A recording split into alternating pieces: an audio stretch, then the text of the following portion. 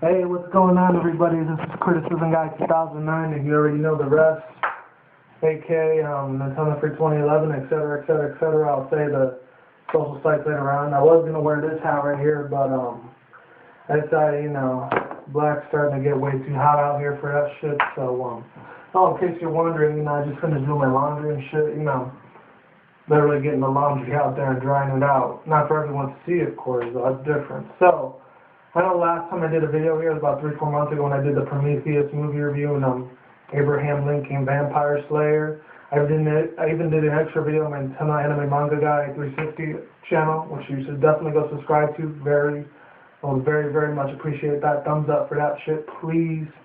Really need it, really badly, because I haven't gotten any views on that. So definitely, be very supportive for the channel, like you are for Criticism Guy 2009. Anyways, I'm wearing a little bit of golfer's hat, polo style shit, nothing fancy. And, yeah, so plus the other reason I've been wanting to do is because I'm doing a lot of cleaning right now with both of the rooms I usually do videos in, and I decided not to do it in the garage because it's kind of cold as shit down there. It's literally like almost a freezer under there, so I'll do it maybe another time when it's a little bit warm out maybe, but not today. And I might end up getting a phone call after this, so I might have to do a part 2 of this video another time. Plus, my battery's like 20% on here, so I'm not going to be 20-30 minutes doing this video. I'm probably just going to cut it down to 10, and that'll be it. So, yeah, let's get on to the video. Let's get on to this reality TV show review like I did with Christy and Mr. Jones. So, Marrying the Game, once again, is from VH1 and 51 Line Productions. The same dude that made Flavor of Love and the Chance in New York shit from the early mid-thousands. Chris Abrigo. Anyways, basically the whole point on this thing, it basically starts out with Jason Taylor, aka known as The Game.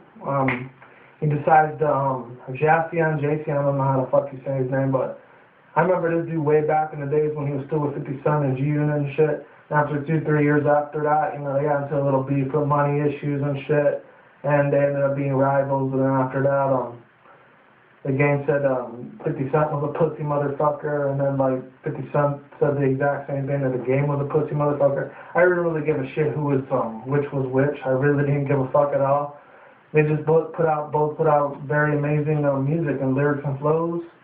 Very off the charts, definitely. They were multi-platinum selling artists now, Made it in the industry. Even if they ended up being the Illuminati, fuck it. Shit still sounded good anyways. But without further ado, let's begin. So basically, the show's mostly about him. If anyone's ever watched that Nick Lachey, Jessica Simpson thing or whatever, I never really gave a shit about that show, but it was stupid. It was like that reality show and La La Full Court. It was more like La La Full Court because it was still a little ghetto and shit, but still pretty funny as hell. I thought I got a couple laughs here and there. I was actually my first time watching it yesterday. I think it came out like Wednesday, Thursday last week, or last week Monday, I think. But yeah, basically, he has 4 kids. One is called Young Justice, another one's called Cali Dream, and maybe the other one's called Alana or Alina, some ghetto hood rat name like that. But yeah, basically, I know that one's got to be made up. Because if Cali Dream is actually his real legal name, I'm going to feel sorry for him later on. He's probably going to want to change it when he hits 18. Because no parent in their right mind would name their fucking son that shit. Unless, of course, they're a celebrity or, of course, a rapper or whatever. Like, Nicki Minaj had kids, she'd probably name them something like fucking Strawberry Shortcake or Braggy Bitch or some stupid-ass retarded shit like that. But that's not who I'm talking about. I'm talking about The Game right now. So, yeah, he ends up marrying this girl that was a little elementary school teacher like 4 or 5 years ago, a couple of years back. They end up falling in love, and then after that, they end up wanting to take their fiancé status to marriage status, which is a very big step in anything, One of the main reasons I will never get married is because there's no way in hell I would ever be able to spend the rest of my life with a woman I actually want to be down for and shit, That ends up being my ride or die chick or my fucking Bonnie and Clyde shit. The only way that would ever happen is if, as long as she has the same shit, she loves the same shit like I do. She likes the anime, manga shit, all the video game shit. She likes the same clothes I like, all the same even fashion sense, and even alternative media shit. She likes that shit, I'm definitely gonna fucking marry her. But other than that, it's definitely not happening, not anytime soon. Maybe never, we'll see. When I'm 30, 40 years old, you know, I'm barely even 24, you know, so I still got a little while to go. But, you know, maybe we'll see about men. But until then, definitely not gonna fucking happen. I can guarantee you that right now. As of this point in my life, not gonna fucking happen.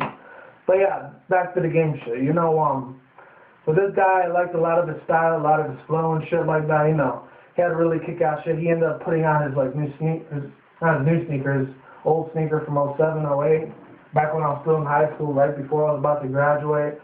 It was called the Game 360.